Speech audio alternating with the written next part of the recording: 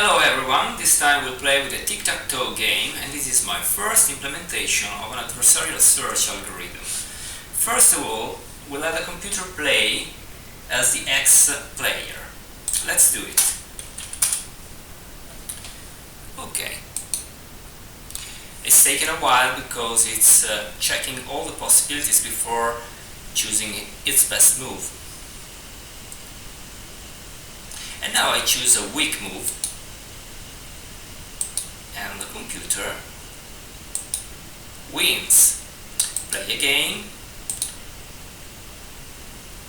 Now I choose a better move. Okay, for example.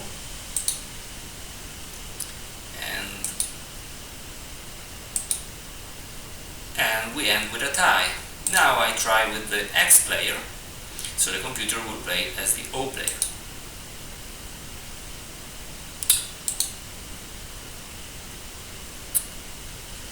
Okay.